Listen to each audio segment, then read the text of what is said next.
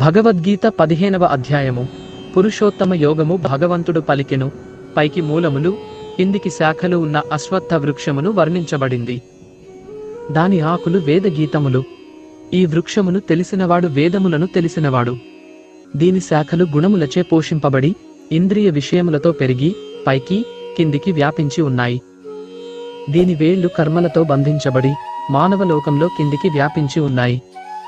ఈ వృక్షము యొక్క వాస్తవ రూపమును ఈ లోకంలో తెలుసుకోవడం సాధ్యము కాదు. దానికి ఆది లేదు, అంతము లేదు, స్థిరమైన నిలయం లేదు. కాని ధైర్యముగా వైరాగ్యమనే బలమైన గొడ్డలితో ఈ బాగా వేళ్లునుకున్న అశ్వత్థ వృక్షమును నరికివేయాలి.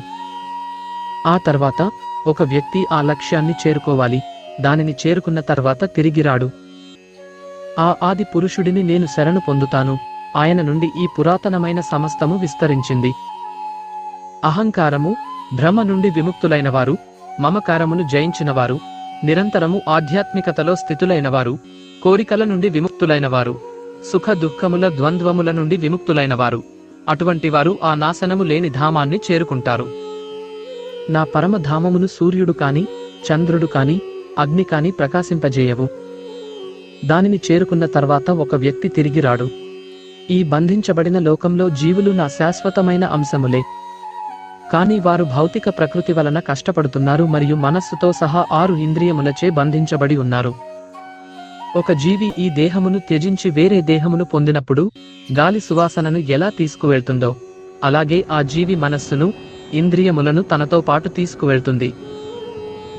చెవి, కన్ను, స్పర్శ, రుచి, వాసన ఈ ఇంద్రియములను, మనస్సును ఆధారం చేసుకుని జీవి వాటి విషయములను అనుభవిస్తాడు.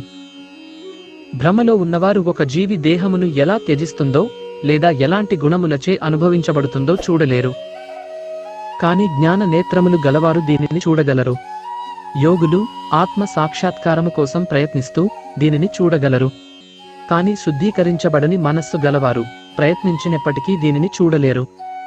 సూర్యుని తేజస్సు సమస్త జగత్తును ఎలా ప్రకాశింపజేస్తుందో, చంద్రుని తేజస్సు, అగ్ని తేజస్సు అవన్నీ నా నుండే వస్తాయి అని తెలుసుకొనుము. నేను భూమిలోనికి ప్రవేశించి నా శక్తిచే సమస్త జీవులను పోషిస్తాను. నేను చంద్రుని రసముగా మారి వృక్షములను పోషిస్తాను. అన్ని జీవులలోని జఠరాగ్నిని నేనే. నేను ప్రాణాపాన వాయువులతో కలిసి 4 రకాల ఆహారములను జీర్ణం చేస్తాను. నేను అందరి హృదయములలో ఉన్నాను.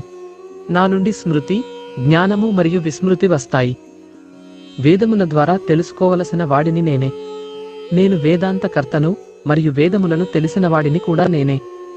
ఈ లోకంలో 2 రకాల జీవులు ఉన్నాయి, నశించు స్వభావము గలవి మరియు నశించని స్వభావము గలవి. నశించు స్వభావము గల జీవులు ఈ భౌతిక లోకంలో ఉన్నాయి. నశించని స్వభావము గల జీవులు ఆధ్యాత్మిక లోకంలో ఉన్నాయి.